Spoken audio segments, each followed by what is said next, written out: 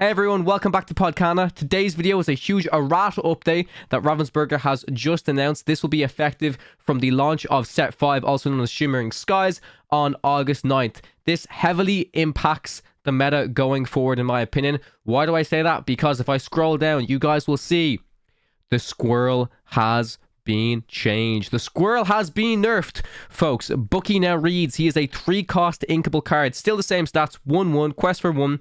He has been stripped of his ward ability. His new ability reads, whenever you play a Floodborn character, if you used shift to play them, each opponent chooses and discards a card. I think this will definitely shake up all of the Bookie decks out there. No longer will you be able to do turn 1 Diablo, turn 2 Bookie, shift Diablo to make your opponent discard a card. I think, I honestly, I think that I don't want to say this kills Bookie, but this puts Bookie in a very, very different deck. Maybe it, it encourages the use of cards like Morph on turn 2, Bookie on turn 3, and then a shift target on turn 4, rather than this, like, super aggressive discard package, so like your opponent has no cards in their hand. But yeah, I wanted to bring this video to you guys as quickly as possible. The context that was given here is Ursa's return gave Bookie players the opportunity to discard multiple cards from opponents' hands as early as turn 2, while building up a board that was very difficult to interact with, creating a stressful environment that just was not fun.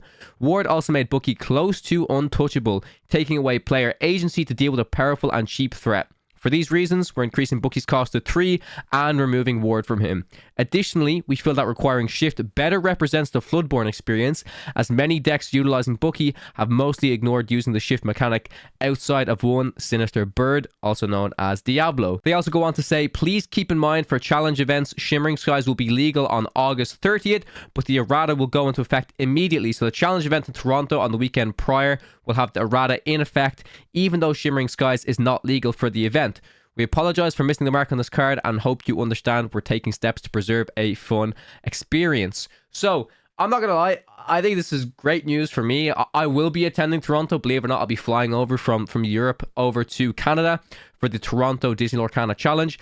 And this means that in that challenge, we won't see what is now the green steel Bookie discard decks. We will probably see, I wouldn't say quite a different meta, but honestly, without this green steel deck, there's a lot of room for other decks to kind of pop up and take over the meta. So I'm super, super excited. Let me know how you guys feel about this change to Bookie. Are you happy? Are you sad? Was it necessary? Is an Errata better than a ban? I think it is. I don't know if I agree with all of these changes, but of course, wanted to bring this video to you guys as quickly as possible. We will be discussing this in great detail during the podcast, of course. And we also have a Set 5 card reveal during this week's episode of the podcast. That will be coming Friday. I'm tripping over my words here, guys. So yeah, thank you so much for watching the video. Hope you guys are happy that the squirrel is finally taken care of. Maybe, I don't know. Thanks for watching. Catch you guys in the next one.